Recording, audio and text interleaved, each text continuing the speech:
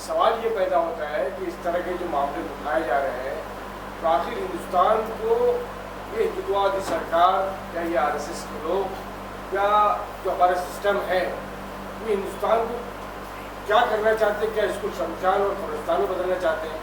जैसे कि आपने बात की कि झगड़े की जड़ है,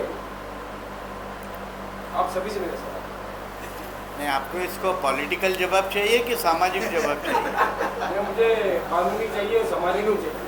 क्योंकि कानूनी जवाब तो ये लोग देंगे, सामाजिक जवाब में दे। हाँ, चलो इनका जवाब कानूनी जवाब तो ये मायने कानून देंगे। सामाजिक जवाब ये है कि वाकई जो आप कह रहे हैं सही है। कुछ लोगों का एजेंडा है पिछले 100-125 साल से कि इस मुल्क के अंदर एक तरह का रंग लाना है, उसी के लिए 100 साल से कोशिश हो रही है। अब उनको ऐसा लगता है 2014 में जब ये हुकूमत आई थी तो एक अशोक सिंगर साहब थे, उन्होंने खुलेआम ये बात कही थी कि 1000 साल के बाद हम हिंदू राज आए। सर एक सवाल और, क्या अकबर बादशाह क्या इतना बेवकूफ़ था कि जब मंदिर को हटाया गया और वहाँ मस्जिद बनाई गई उन्होंने वो शिवलिंग क्यों छोड़ दिया?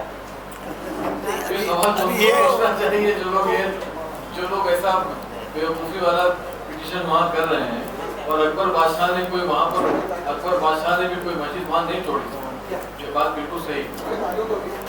सर कहीं ऐसा नहीं लगता कि दूसरी बाबरी मस्जिद वाला जो हशर इस मस्जिद का भी हो, जिस तरह से चीज़ें निकल रही हैं, लीक हो रही हैं, बाहर आ रही, जबकि लोकल कोर्ट ने भी ये कहा था कि ये रिपोर्ट जो है बिना लीक किए यहाँ सबमिट होनी चाहिए, उसमें कोर्ट कमिश्नर को हटाया जाना, रिपोर्ट लीक करना, ये सारी चीज़ें ऐसी नहीं लगती कि पहले से एक माहौल बनाने की कोशिश की जा रही। नहीं, ऐसा तो हो सकता है, लेकिन अभी तो मामला कोर्ट में दर्ज है और कोर्ट उसकी छानबीन करेगी अकॉर्डिंग टू लॉ। ये तो जानबूझ के किसी ने किया, ये तो हो सकता है, माहौल ऐसा बनाते हैं, ऐसा हो सकता है, क्योंकि ये तो उसको ये जो कंट्रोवर्सी करने का कुछ लोगों का इरादा है, ऐसा दिखता है। एक और सवाल है सर कि बाबरी मस्जिद के अलावा बाकी बाबरी मस्जिद का केस चूँकि आज़ादी के पहले से जो है जो चीज़ें थी चल रही थी, इसलिए उसके अलावा बाकी जो पूज्य स्थल या इबादत गाहें जो भी रही है उनको लेकर ये कहा गया था जो एज इट इज जैसा है ऐसे ही रहेगा। उसके बाद भी चीज़ें बाहर आई, तो कहीं ना कहीं ऐसा नहीं लगता कि जो नियम है उसका उल्लंघन हुआ है? ये अभी देखिए मामला सुप्रीम कोर्ट ने हैंडल किया है और नीचे भेज दिया है। अगर सूट वो मेंटेनेबल नहीं होगा तो कोर्ट तो डिसमिस कर सकती है, और यहाँ भी कई लोगों की राय है, जैसे एडवोकेट रिजवान मर्चेंट, उन्होंने एक्सप्लेन किया लीगल प्रोविजंस। अब ये सब कोर्ट में आर्ग्यू होगा, क्योंकि जो सब जुडिस मैटर है उसमें हम तो जजमेंट नहीं दे सकते ना, वो तो कोर्ट को देना पड़ेगा, हम मतलब पब्लिक नहीं दे सकती। यहाँ अपने कंट्री में जस्टिस ऐसे पब्लिक के ओपिनियन से नहीं होता, तो कोर्ट में होगा कानून के दायरे में रह के, लेकिन उसमें ये सब मुद्दे उपस्थित होंगे और ऐसा लगता है कि इस मुद्दों में काफ़ी तथ्य है और इसका जो बहस होगा उसके ऊपर कोर्ट अंतिम निर्णय लेगी। मैं इस बात से पूरी तरह इत्तेफाक करता हूँ कि बाबरी मस्जिद पार्ट 2 करने की कोशिश है। बाबरी मस्जिद का मामला, मैं इस बात से पूरी तरह इत्तेफाक करता हूँ कि बाबरी मस्जिद पार्ट 2 करने की कोशिश है। बाबरी मस्जिद का जो मामला चला 1949 से, हम पूरा उसका जायज़ा लेंगे तो यही पैटर्न था। ज़बरदस्ती वहाँ मूर्तियाँ रखी गई, उसके बाद फिर वहाँ पर मुसलमानों की हाज़िरी पर पाबंदी लगाई गई, नमाज पर पाबंदी लगाई गई, मुसलमानों के दाखिले पर पाबंदी लगाई गई। 70 साल तक एक लंबी कानूनी लड़ाई के बाद फैसला ये आया कि वहाँ पर कोई मंदिर नहीं तोड़ा गया, वो मूर्तियाँ प्रकट नहीं हुई बल्कि ज़बरदस्ती रखी गई थी। बाबरी मस्जिद का जो डिमोलिशन हुआ वो एक मुजरिमाना कार्रवाई थी, उसके बावजूद भी एक समझौतानुमा फैसला आ गया, मुसलमानों ने उस फैसले को माना। अब ये जो मामला चल रहा है धीरे धीरे उसी रास्ते पर चल रहा है, और ये पिछली मरतबा जो हुआ बहुत मुमकिन है कि इस मरतबा भी हो, लेकिन इस मरतबा ये मुल्क के लिए बहुत ख़तरनाक साबित होगा। हुकूमत को इस सिलसिले में फ़ौरन मुदाखलत करनी चाहिए। सुप्रीम कोर्ट के जजमेंट को लेकर जो ये प्रेस कॉन्फ्रेंस ली गई है, क्या कहना चाहेंगे इसके बारे में? क्या है इस ज्ञानवापी को लेकर जो सुप्रीम कोर्ट का जो रुझान है उसको लेकर क्या कहना चाहेंगे आप? किसी आप मुझे पूछ रहे हैं? हाँ सर, नहीं, उसकी वो लीगल सिचुएशन डिस्कस की गई, सेडिशन लॉ की हिस्ट्री क्या थी, वो कौन से सर्कमस्टांसेस में वो कानून बनाया गया था, उसको कैसे चैलेंज दिया गया था और अभी क्या हो रहा है। तो अभी सुप्रीम कोर्ट रिकन्सिडर कर रही है और क्या कंसिडरेशन होगा उनका वो तो अभी पता नहीं चलेगा, वो तो डिसीजन आने के बाद पता चलेगा। सर कहीं ऐसा नहीं लगता कि दूसरी बाबरी मस्जिद वाला जो हशर इस मस्जिद का भी हो, जिस तरह से चीज़ें निकल रही हैं, लीक हो रही हैं, बाहर आ रही हैं, जबकि लोकल कोर्ट ने भी ये कहा था कि ये रिपोर्ट जो है बिना लीक किए यहाँ सबमिट होनी चाहिए, उसमें कोर्ट कमिश्नर को हटाया जाना, रिपोर्ट लीक करना, ये सारी चीज़ें ऐसी नहीं लगती कि पहले से एक माहौल बनाने की कोशिश की जा रही? नहीं, ऐसा तो हो सकता है, लेकिन अभी तो मामला कोर्ट में दर्ज है और कोर्ट उसकी छानबीन करेगी अकॉर्डिंग टू लॉ। ये तो जानबूझ के किसी ने किया, ये तो हो सकता है, माहौल ऐसा बनाते हैं, ऐसा हो सकता है, क्योंकि ये तो उसको ये जो कंट्रोवर्सी करने का कुछ लोगों का इरादा है, ऐसा दिखता है। एक और सवाल है सर कि बाबरी मस्जिद के अलावा बाकी बाबरी मस्जिद का केस चूँकि आज़ादी के पहले से जो चीज़ें थी चल रही थी, इसलिए उसके अलावा बाकी जो पूज्य स्थल या इबादत गाहें जो भी रही है उनको लेकर ये कहा गया था जो एज इट इज जैसा है ऐसे ही रहेगा। उसके बाद भी चीज़ें बाहर आई, तो कहीं ना कहीं ऐसा नहीं लगता कि जो नियम है उसका उल्लंघन हुआ है? ये अभी देखिए मामला सुप्रीम कोर्ट ने हैंडल किया है और नीचे भेज दिया है।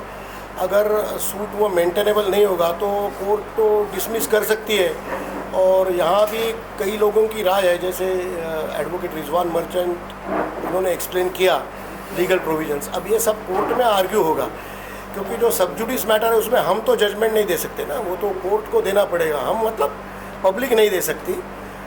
यहाँ अपने कंट्री में जस्टिस ऐसे पब्लिक के ओपिनियन से नहीं होता, तो कोर्ट में होगा कानून के दायरे में रह के, लेकिन उसमें ये सब मुद्दे उपस्थित होंगे और ऐसा लगता है कि इस मुद्दों में काफ़ी तथ्य है और इसका जो बहस होगा उसके ऊपर कोर्ट अंतिम निर्णय लेगी।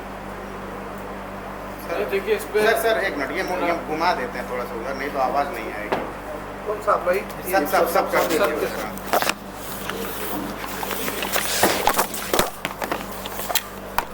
थोड़ा सा और आगे आ जाइए।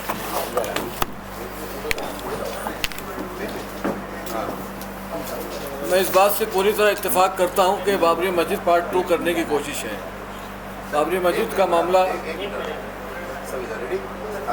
मैं इस बात से पूरी तरह इत्तेफाक करता हूं कि बाबरी मस्जिद पार्ट 2 करने की कोशिश है। बाबरी मस्जिद का जो मामला चला 1949 से, हम पूरा उसका जायज़ा लेंगे तो यही पैटर्न था। ज़बरदस्ती वहाँ मूर्तियाँ रखी गई, उसके बाद फिर वहाँ पर मुसलमानों की हाज़िरी पर पाबंदी लगाई गई, नमाज पर पाबंदी लगाई गई, मुसलमानों के दाखिले पर पाबंदी लगाई गई। 70 साल तक एक लंबी कानूनी लड़ाई के बाद फैसला ये आया कि वहाँ पर कोई मंदिर नहीं तोड़ा गया, वो मूर्तियाँ प्रकट नहीं हुई बल्कि ज़बरदस्ती रखी गई थी। बाबरी मस्जिद का जो डिमोलिशन हुआ वो एक मुजरिमाना कार्रवाई थी, उसके बावजूद भी एक समझौतानुमा फैसला आ गया, मुसलमानों ने उस फैसले को माना। अब ये जो मामला चल रहा है धीरे धीरे उसी रास्ते पर चल रहा है, और ये पिछली मरतबा जो हुआ बहुत मुमकिन है कि इस मरतबा भी हो, लेकिन इस मरतबा ये मुल्क के लिए बहुत ख़तरनाक साबित होगा। हुकूमत को इस सिलसिले में फ़ौरन मुदाखलत करनी चाहिए। सलीम खान साहब, मुल्क के मौजूदा हालात को या जो ज्ञानवापी मस्जिद का मामला है या जो जिस तरह से यहाँ पर माहिर कानून ने सवाल उठाए, बहुत गहराई से बात की, इस पर आप क्या कहना चाहिए? देखिए, मैं ये कहना चाहता हूँ कि कानून जो है वो एक पेचीदा सब्जेक्ट है, कॉम्प्लिकेटेड टॉपिक है, और मेरे जैसे बहुत सारे अनपढ़ लोग जो है वो कानून के बारे में, जैसे हाथी है तो उसके सूंड पकड़ के उसको जो है पूरा हाथी समझ लेते हैं, या कोई दुम पकड़ के या कोई पैर पकड़ के, और फिर वो मीडिया में गूंजता रहता है और लोग उसी की बुनियाद पर बात आगे बढ़ाते रहते हैं। तो ये जो यूनाइटेड अगेंस्ट इनजस्टिस और डिस्क्रिमिनेशन का जो फोरम है, इसमें हम लोगों ने ऐसे लोगों को बुलाने की कोशिश की कि जो इसकी डेप्थ में जाके बता सके। यानी जो आदमी, कोई जज ने ये बोल दिया, उसने ये, वकील ने ये बोल दिया, ये सब नहीं, जज ने जो बोला उसकी लीगैलिटी क्या है, वो दस्तूर या आइन से किस कदर हम आएंगे, किस कदर मैच करता है। सरकारी वकील ने जो बोला वो जो है वो किस तरह से टकराता है, या ये कि कोई कंप्लेन करने वाला है वो किस तरह से टकराता है। तो हम ये चाहते थे कि वो लोग जो कि बग़ैर जज्बात में आए, कानून की ज़बान में इस पूरी चीज़ को समझते हैं और कानून की ज़बान में इसको समझा सकते हैं, उनसे इस्तेफ़ादा किया जाए। यानी जिंदाबाद मुर्दाबाद से हट के ये दोनों चीज़, यानी एक तो वो बगावत का कानून जो है सेडिशन लॉ, और दूसरा जो है ये ज्ञान वापी मस्जिद के मामले में जो कुछ सुप्रीम कोर्ट में हो रहा है, जो कुछ लोअर कोर्ट में हो रहा है, जो कुछ डिस्ट्रिक्ट कोर्ट में हो रहा है, वो सब की हकीकत सामने आए। तो मैं ये समझता हूँ कि इस मकसद के पेश नज़र ये प्रोग्राम जो है वो बहुत कामयाब था। खुद मेरे लिए बहुत सारी बातें जो मैंने बहुत कुछ पढ़ने के बावजूद भी मेरे सामने नहीं आई थी, वो मैंने इसमें जाना और सीखा। और एक बात और जो मुझको पसंद आई वो ये कि ये जो हमारे एक्सपर्ट्स आए थे, इन्होंने भी इस प्रोग्राम के लिए जो कुछ वो जानते थे उससे एडिशनल स्टडी किया। और उन्होंने खुद बताया, मर्चेंट साहब ने कहा कि जब मैंने ये उसको पढ़ा कि भाई ये लोग इस कानून के तहत जो है वो आसार कदीमा के तहत, या ये कि वो पुरानी जो सरकारी बिल्डिंगें होती हैं उसके तहत ये कर रहे हैं, तो मैंने उसकी भी डेफिनेशन देखा। और ये कानून ये जो है उसके तहत भी ये मुकदमा बनता ही नहीं है। अच्छा। इसी तरह से जस्टिस टिप्से साहब ने कहा कि भाई 20 साल अगर कोई ट्रेस पासर्स हो तो वो मालिक बन जाता है, सरकारी ज़मीन पर 60 साल में बन जाता है। आप 600 साल पुरानी बात, 500 साल पुरानी बात ला करके जो है वो मालिक बनने की कोशिश करते हैं, तो ये तो एक बेवकूफ़ी है। कई लोगों ने ये बात कही। तो इस लिहाज से मैं समझता हूँ कि मेरी अपनी नॉलेज को इस प्रोग्राम ने बहुत कुछ बढ़ाया, और मेरे जैसे और भी बहुत सारे लोग हैं जो कि सिर्फ सुपरफिशियल बातें नहीं करना चाहते, बल्कि गहराई में जाके जो है वो समझना चाहते हैं कि ये इशू क्या है। उनको भी इस प्रोग्राम से मदद मिली होगी। और इस प्रोग्राम का एटमॉस्फेयर बहुत अच्छा था। इसमें कोई एक भी मुकर्रिर जो है वो जोश में नहीं आया, और कोई एक भी मुकर्रिर अपने मौजू से नहीं हटा। मैंने ज़िंदगी में बहुत कम ऐसे प्रोग्राम देखे हैं इसमें अक्सर तो ऐसा होता है कि एक आध मुकर्रिर मौजू पे बोलता है, बाकी सब हट जाते हैं। लेकिन ये एक ऐसा प्रोग्राम था जिसमें सारे लोगों ने टॉपिक पे बात की, और किसी ऐसे सवाल को भी इंटरटेन नहीं किया जो कि उनको उनके टॉपिक से हटा सकता था। अभी एक आखिरी सवाल हुआ, माने साहब ने एक का जवाब दिया कि ये जो सवाल आपने किया था कि आखिर ये सब क्यों हो रहा है, तो उन्होंने उसका जवाब 2 हिस्सों में दिया, और मैं समझता हूँ कि उसको मैं दोहराना चाहता हूँ। उन्होंने कहा पहली बात तो ये है कि ये 224 की तैयारी है। ये इसलिए हो रहा है ताकि 224 में इलेक्शन जीतने के लिए, इंतखाबी कामयाबी के लिए राह हमवार की जाए, नंबर 1। नंबर 2, जो लोग अपनी तहज़ीब, अपने कल्चर को सारे लोगों पे थोपना चाहते हैं, वो इसको उठा रहे हैं चाहे अपने उस मकसद को हासिल कर सकें। तो मैं ये समझता हूँ कि ये 2 जवाबात तकरीर में नहीं आए इसलिए कि उसकी ज़रूरत नहीं थी, लेकिन बाद में लोगों की गुफ्तगू के दौरान आए, और ये अहम जवाबात हैं। और इससे जो है इस पूरे जो मुल्क में जो सियासी सूरत हाल है, जो पॉलिटिकल सिनारियो है, इसको समझने में मदद मिलेगी। बहुत बहुत शुक्रिया मीडिया से बात करने के लिए। नाज़रीन, हम आपको दिखाएंगे वो पूरा प्रोग्राम जो हमने शूट किया, हम आपको दिखाना चाहते हैं। जैसे कि सलीम खान साहब ने कहा कि एक अलग बिल्कुल हटके ये प्रेस कॉन्फ्रेंस थी जिसको सुनना और समझना बेहद ज़रूरी है। दोस्तों, आज की इस प्रेस कॉन्फ्रेंस में जमात इस्लामी हिंद मुंबई मेट्रो के सदर जनाब हसीब भाटकर हमारे साथ मौजूद है। हम इनसे जानते हैं कि आज का ये मौजू क्या था और इसकी वजह क्या थी इस प्रेस कॉन्फ्रेंस को रखने की।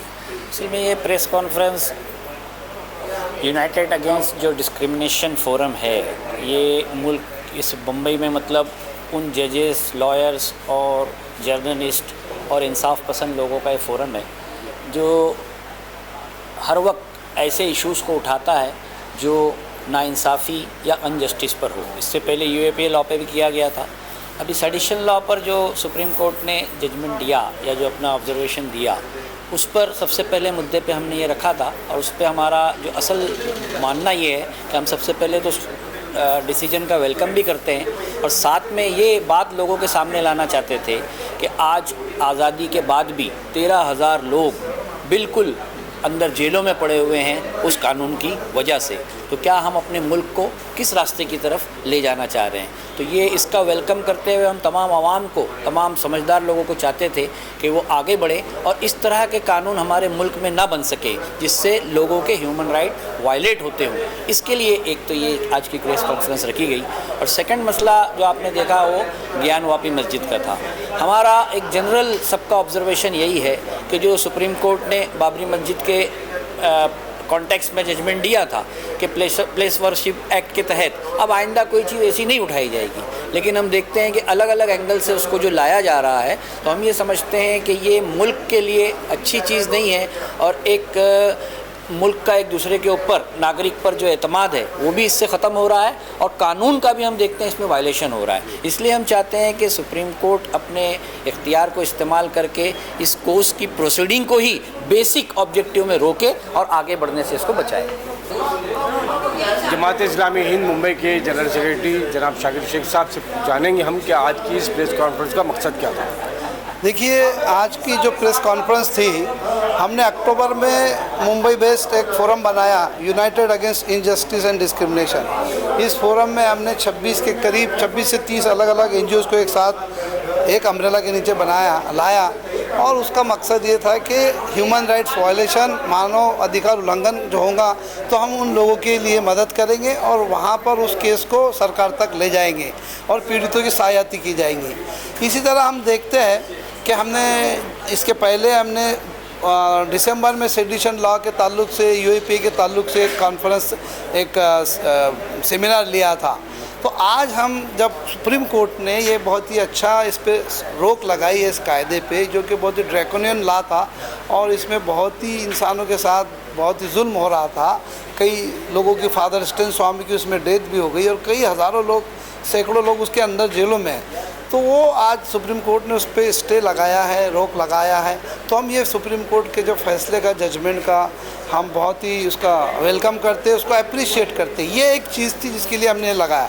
दूसरी चीज़ है कि ज्ञानवापी मस्जिद मामला जो चल रहा है और जो 1991 का जो एक्ट बनाता है कि भी जो प्रश्न स्थल जो कुछ है वो 1947 में जो उनकी स्थिति थी उसी के तहत वो वैसा ही रहेगा।